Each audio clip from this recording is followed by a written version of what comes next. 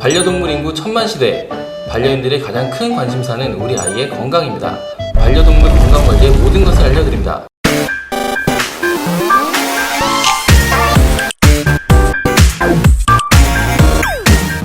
반려동물과 더 건강하고 오래 살고 싶은 것이 반려인의 마음일 것입니다. 오늘은 약간 생소하지만 알아두면 유용한 반려동물 면역력 올리는 방법에 대해서 설명해 볼까 합니다. 첫 번째, 음식 조절. 두 번째, 꾸준한 예방접종. 세 번째, 산책과 놀이를 통한 스트레스 해소. 네 번째, 잇몸, 코 속 건강 늘 확인하기. 다섯 번째, 면역 증강제 활용하기.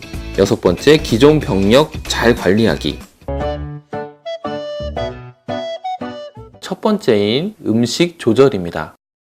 달걀 노른자는 알러지가 거의 없는 식품으로 피부와 모질에도 아주 좋은 영양분을 가지고 있습니다. 반려동물이 수술, 임신, 출산을 한 후에 회복기에 주로 섭취를 하고요. 홍역 초기나 말기에도 노른자를 먹는 것이 좋습니다. 또한 생후 2개월에 강아지, 고양이들이 이유식을 먹일 때 익힌 노른자를 먹는 것이 효과적입니다. 여기서 포인트는 하루에 한 개만 급여를 해야 하고 흰자를 최대한 제거하고 노른자만 주는 것이 중요합니다. 다음 음식은 북어입니다. 북어는 혈관을 깨끗하게 해주고 설사를 멈추는데 아주 좋은 음식입니다. 특히 혈변이 보이거나 파보장염에 걸린 강아지들에게 좋습니다. 하지만 북어 살이 딱딱하고 염분이 많기 때문에 물에 충분히 불린 후에 염분을 제거하고 주는 것이 중요합니다. 우엉도 반려동물에게 참 좋습니다. 우엉은 중금속을 해독하고 혈액을 깨끗하게 만들어줘서 반려동물의 다이어트에 도움이 됩니다. 우엉을 잘 씻어서 말린 후에 가루로 내서 사료에 뿌려주시거나 깨끗하게 손질한 우엉을 냄비에 끓여서 차처럼 급여하는 것이 좋습니다.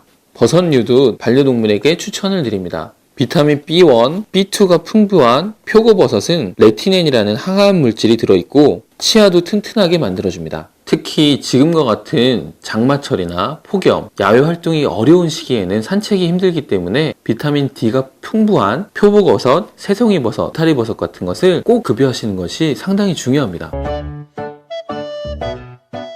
반려동물의 면역력을 높이는 두 번째 방법, 꾸준한 예방접종입니다. 동물약국을 운영하다 보면 반려동물 예방접종에 무심하고 상당히 소홀히 하는 반려인들을 가끔 만나기도 합니다.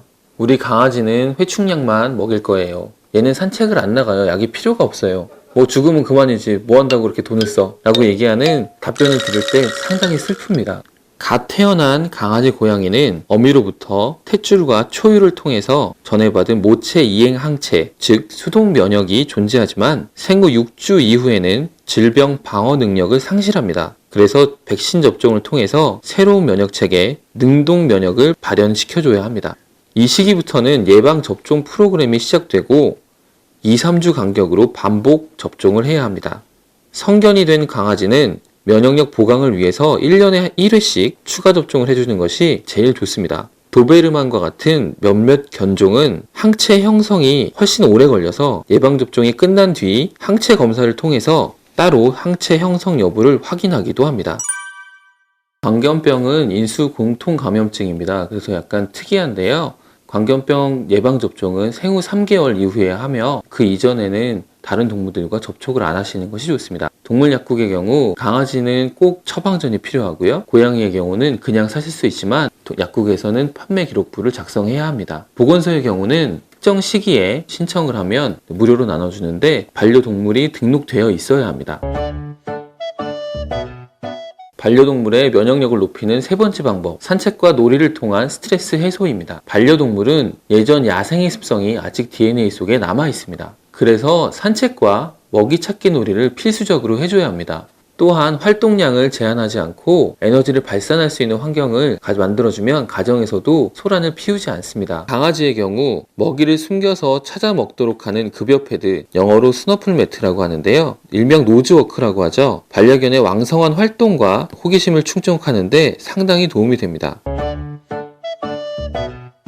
장수한 반려동물들의 특징을 보면 입속, 콧속이 상당히 깨끗했었습니다. 예방을 위해서 치석 제거용 껌, 스케일링 등을 통해서 반려동물의 치아 관리를 신경 쓰시고 혹시나 가능하다면 칫솔질을 놀이처럼 하는 것이 최상의 방법입니다. 또한 강아지들은 코로 대화하고 이해하는 것이 80% 이상입니다. 코가 깨끗해야 외부 정보를 잘 이해하고 판단하기에 비염이나 코가 막혔는지를 확인하시는 것이 중요합니다.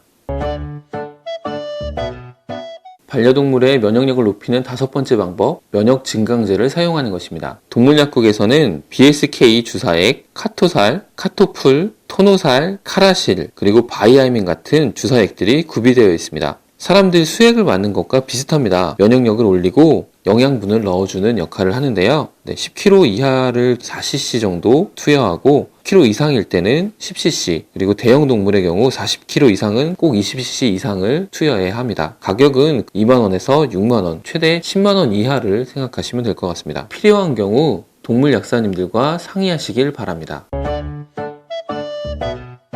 반려동물의 면역력을 높이는 6번째 방법, 기존 병력을 잘 관리하기입니다. 신장질환, 안질환, 슬개골 탈구 같은 반려동물이 걸리기 쉬운 질환들에 대해서 기존 병력을 잘 관리하고 악화되지 않도록 예방하는 것이 참 중요합니다. 최근에는 강아지도 유전자 검사를 하는 시대가 되었습니다. 현재는 타고난 DNA를 바탕으로 어떤 질병에 걸릴지를 예측하는 키트가 있으니 참고해 주시고요.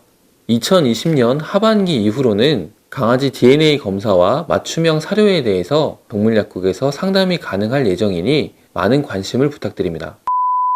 이상으로 반려동물의 면역력을 올리는 꿀팁 6가지를 알려드렸습니다. 반려동물과 즐거운 반려 라이프를 위해서 오늘의 정보 유익하게 활용하셨으면 좋겠습니다.